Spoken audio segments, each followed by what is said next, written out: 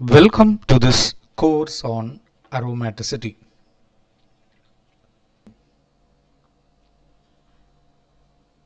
Now, how to determine aromaticity?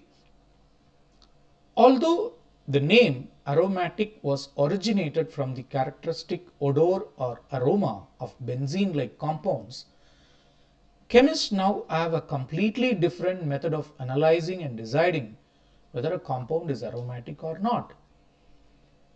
Based on the analysis of several compounds with unusual resonance stabilization energy, the following characteristics have been accepted as criteria for aromaticity. We had understood that aromaticity is a special stability provided to a molecule upon possessing four specific qualities which we have already seen. That is, a molecule which is aromatic should be cyclic, it should be planar, it should have delocalized pi electrons, and it should follow an important Huckel's rule. To determine if a molecule is aromatic, we need to investigate its structure for the qualifiers. That is, we need to apply the rule.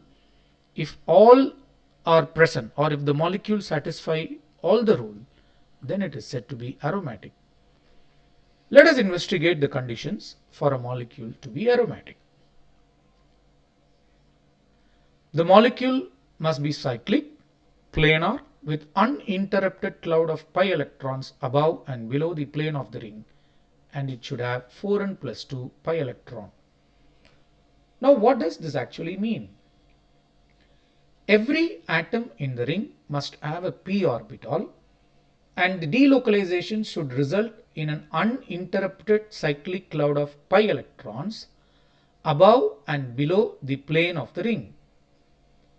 The German chemist Erich Huckel was the first one to recognize that an aromatic compound must have an odd number of pair of electron, which can be mathematically written as 4n plus 2.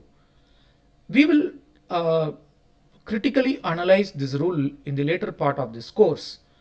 So molecules which obey these rules are aromatic, and those which follow these rules partially fall in the category of anti-aromatic and non-aromatic compounds. Now, one of the fundamental conditions for the molecule to be aromatic is it should have a p orbital overlap, and this p orbital array and delocalization is very much essential for a molecule to be aromatic, and in benzene it is pictorially represented as below. Now you can see here, due to the overlap of these p orbitals above and below the plane of the ring, you can see or you can observe this electronic cloud. Now I was fortunate to observe this electronic cloud using a high resolution TEM, and it was really marvelous. So you can actually see this electronic cloud using a HR TEM by putting the benzene molecule in the instrument, and you will observe this electron density. Let us check. Let us apply the qualifiers for benzene. The first step is, do pi bonds lie within a cyclic structure? Yes, there are 3 pi bonds present, each lying within the cyclic structure of benzene. Step 2. Does each atom in the cycle have a p orbital forming a p orbital loop? Yes.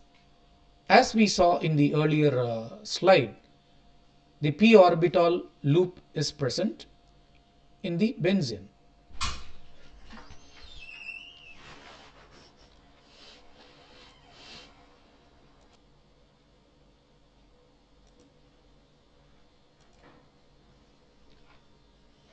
Let us try to apply our qualifiers to benzene.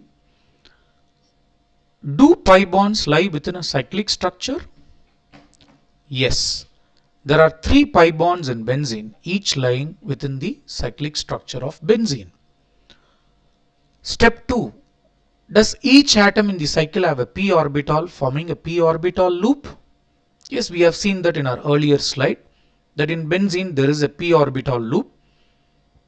that creates an electronic cloud above and below the plane of the benzene. Step 3. Do all the p orbital overlap and lie within the same plane?